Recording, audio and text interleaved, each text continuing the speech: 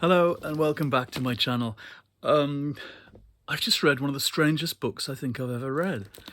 It's a Jonathan Carroll novel, Bathing the Lion, from 2013. I think I've owned this copy for about 10 years.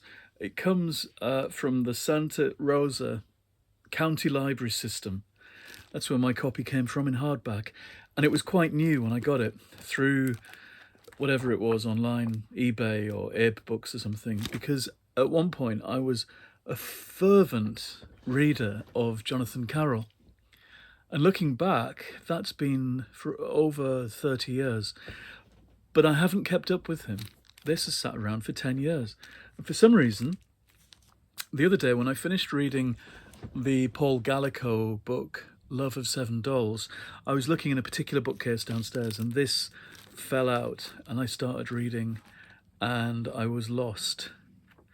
I've read and reread The Land of Laughs, his debut novel from 1980, the one about the man who is a fan of a kids writer, a picture book writer, a kind of Maurice Sendak, Edward Gorey kind of figure. And he goes to this author's hometown to research a biography that he wants to write of him, and meets everybody in this town and the writer's strange daughter, and realizes that everybody in this town is complicit in a kind of strange mystery. And odd characters start appearing, characters from the picture books, fantasy characters, weird characters. The dogs can talk. And the book has a very particular, wonderful atmosphere, a very dense, fantastic atmosphere, one that is shared by everything of Jonathan Carroll's that I've read. He often has bull terriers that behave oddly, loyal, strange-looking dogs, and often they talk. So he has motifs scattered throughout his work that repay the loyalty of his readers, I think, and it gives the idea of the feeling of a kind of consistent universe, except his is the strangest universe. And looking at the list at the beginning of this, of other books by him, I actually read a lot through the early 90s. I caught up with him at one point because the titles are so familiar. Voice of Our Shadow, Bones of the Moon, Sleeping in Flame, A Child Across the Sky, Black Cocktail, Outside the Dog Museum. I know I read all of those in about 91, 92, but I think they came from the library in Lancaster, where I was a postgraduate student at the time. So I know I read them. But one of the features of his work, I think, is that it becomes a little bit nebulous in the memory. In fact, one of the images in this book, at the beginning of every chapter, you have this kind of smoke dissipating, and that's a bit how it feels in retrospect. The Land of Laughs is very vivid because I've read it maybe 10 times. I think I picked up one or two in the late 90s, early 2000s. But I did drift away from him. And as I said, bought this and didn't read it until this weekend. And straight away, in Bathing the Lion, we're in this world of his concerns, his leitmotifs. We have the strange bulldogs. We also have characters who find out that they're living their lives against a backdrop that feels familiar and ordinary, but they learn something about themselves to do with belonging to a different reality. In this, you have 5 characters that we meet in a small town in Vermont. Strange things start happening to them, and then we discover they're all dreaming and they're all inside each other's dream at the same time. So smaller things start going a bit peculiar. A shop time travels, um, and then a huge red elephant goes by, and a chair starts talking, and all these things add up to this idea, this realization that they are inside each other's dreams. And then the book takes another switch, a 90-degree turn, into this revelation that all these characters belong to a race of creatures, alien creatures, called the mechanics, who sort things out in the universe. And when they retire, they are retired to planets, and disguise themselves as the inhabitants, but they don't retain their powers and they don't retain their memories. Apart from this one fella at the heart of this book, who does retain his memory of being a mechanic, and so he can explain it all to them when they're all put together in this dream. Although he spends some time in Vienna and has to be on a call with them. So the phone's ringing here. That's not from this book. That would be weird. That would be a very Jonathan Carroll moment if the characters suddenly rang me up to tell me that I was getting their synopsis wrong. So it's one of those books where you switch from reality into a reality, and ideas pile upon ideas. We get people who clouds materialize in a room at one point, and they all have to reach in and take out a gift, a useful gift, and everything goes wrong with that. What else happens? It's very hard to pin down what actually goes on. They start flitting about inside their own lives, so they start time traveling along their own timeline and meeting each other at different stages. As a kind of plot, it's crazy and it's out the window. Although the general idea is that time is coming to an end for these beings, that some cataclysm is coming for the mechanics, and everybody's going to be squashed out of existence as soon as they become aware of what they're meant to be. Although by the end it's quite gentle. You have an antagonist who's a bit of a dick, who comes to kind of plague them a bit. But by the end he's proven wrong, and they are going to be allowed to live out their lives on Earth. And the fabric of their lives on Earth, the details of their lives in Vermont, are really pleasing and convincing. I love the talk of especially the bar that one of the characters owns, and another one of the more obnoxious characters comes and plays piano and sings in this bar. The conversations between these characters in those worlds are really lovely and convincing, and then suddenly there'll be this sudden switch and turn, and we're in some kind of strange dimension with the characters still trying to make sense of it.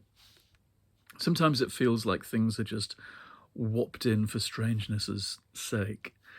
Some things maybe I haven't quite grasped yet, and this is why his books repay and reward rereading. So maybe someday I'll go back to this. And I do wonder if he's building a kind of continuity between all the books, that this business of the mechanics is underlies some of the other books that I've read. I know there were connections between stories across books in the earlier ones, and I wonder if this is part of his kind of, what's the word, cosmology, or his mythos even. But he's sorry, the dust is getting to me. His books are a little world unto their own, I think. And it reminded me how much I loved reading them back in the early 90s, which makes me think of other people who maybe I've neglected in my reading. Other people I was reading at the same time included Jeff Ryman, the science fiction writer, who I've read lots by, but his early 90s novels are really where my heart is for those things like The Child Garden and Was. and The Warrior Who Carried Life, and maybe I should return to all of those. Jeanette Winterson, of course, was around at the same time, and she became a kind of superstar after that, and her novels went right down, right downhill as she came to believe her own hype. At least that's my take on her, really. I think after Written on the Body, they start going a bit sure of themselves, less questioning and more dictating, more kind of finger waggy. Her novels of this era, not this era, but the era that I was reading Jonathan Carroll, the early 90s, those are the ones I think that will stand up in the future. Things like Sex and the Cherry and The Passion. There was somebody else I was thinking of from the early 90s. John Irving, of course, who was a different kind of writer again, but somebody else who I read everything by at that time. And I guess Margaret Atwood. It's a real hodgepodge of different kinds of voices from that time. They all messed about with magical realism, I suppose. That's one of the connecting threads through their writing, and that was something I was very interested in. Novels and stories that eluded easy categorization. They weren't just science fiction. They weren't just horror. They weren't just fantasy. These were writers who were drawing upon all kinds of traditions, fairy tales, and as well as pulp science fiction or more cerebral fantasy. And I loved that. I loved that mixing and matching of different genres, and there seemed a real place for it. Now it seems we're even more specifically categorized. I was just thinking about romantasy and that whole genre and how that works. The idea that fantasy itself has to be pinned and wriggling, and we have to do even further lepidoptery, prizing apart the carapace to see what's inside. It's this kind of fantasy. It's gothic fantasy, it's epic fantasy, it's cozy fantasy, dark fantasy, as if all these things can't coexist. Anyway, that's me rambling from having read Jonathan Carroll, enjoying something that feels bright and shining and new, even though it's been sat dustily in a bookcase for 10 years. It still feels very new, and it's still a reminder of things that I happily read and reread 30 years ago. There's the cat shouting at me. Come on, Socks. Come on, jump up.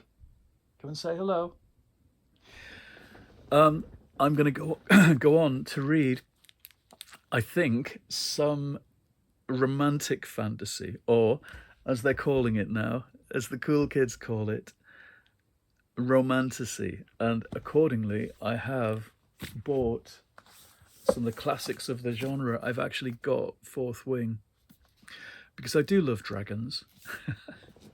I loved the Anne McCaffrey dragon books back when I was 16, 17. And I wrote her a fan letter and had a correspondence with Anne McCaffrey for a while. There was a wonderful magazine in Britain called, I think, Space Traveller. And that's where I first learned about her books, alongside learning about David Eddings's books and Terry Pratchett's. They covered all sorts of science fiction and fantasy. Lots of factual science stuff, which I skipped. Lots of film stuff, but a lot about paperbacks coming out. And I remember there being an interview with Pratchett that Neil Gaiman did in that magazine, where they're sitting in a Chinese restaurant, and Neil paints this picture of the two of them sat there. And that, for me, in about 84, was the kind of my realization that the kind of books I loved weren't just confined to Aycliffe Library, that there was a world of people who loved fantasy out there. And McCaffrey's dragon books opened that world out for me. So I wanted to read what this is all about. It seems a bit brutal and bloody, perhaps. Militaristic, maybe. I don't know. I just read the blurb yesterday and I thought, oh, will I like this? But I'll find out. What else? I was looking at lists of these are the romantasy books that people have gone on about. I'm going to keep using the word romantasy. I quite like it. I like neologisms and daft coinages like that. A Touch of Darkness by Scarlett St. Clair. And this is the one about Persephone. So this whole thing of Greek legends, legends and myths, liths and legends. I was thinking, it's a rewrite of the Persephone myth and the god of the undead and Hades and gambling and all that stuff. So it's a kind of presumably a sexy and sensual rewrite of all of that, or maybe it's a feminist one. Although I think it just looks a bit saucy, the page I've opened it up as. The other Greek one I got is something I've meant to read for a while. I got a nice copy of the Song of Achilles by Madeline Miller, which everyone's talked about for years and years, and of course I haven't read it yet. I love the idea of homoerotic Greek myth retellings, and I hope that's what I'm going to find. I got a copy of I got all these cheap online. They're all secondhand. So I had lovely parcels arriving all last week. Assistant to the Villain, Hannah Nicole Mara. And this sounds like... it sounds less solemn and pompous than some of the others, less earnest. Like a kind of twisted Disney story. Just when she's getting used to severed heads suspended from the ceiling and the odd squish of an errant eyeball beneath her heel, Evie suspects this dungeon has a huge rat, but not the literal kind. So I'm hoping this is funny.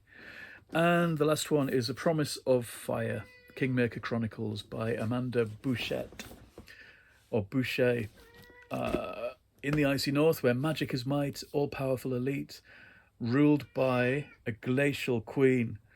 Blah, blah, blah, blah, blah. Magic poor south. A warlord has succeeded in uniting the tribal nations. There's a circus, a southern warlord. Hello. So, a nice big setup for something, hopefully, atmospheric. I want some atmosphere. That's what I want. A bit of a snowy atmosphere is not to be missed, actually. What is it, Socks? Can you see him there? Yes, he's on. He's on camera. You're going to jump over? Perhaps. If I settle and start reading, he'll come and sit with me. He's sat all afternoon as I read the end of my Jonathan Carroll novel. Okay, Socks. If I move these, will you jump? Come on, let people see you pounce. Come on. Perhaps you could jump over a stack of books. We could have a kind of cat circus, cat gymnastics. No, he says, I'm not going to do that. No, he's glaring. Anyway, I'm going to go. Goodbye. This will come out on about Tuesday or something. And by then I should be in the thick of my romantasy era, as they say. I love this idea of using eras, using the word era for little periods of reading. I think that's great. Anyway, goodbye. I'll see you again soon.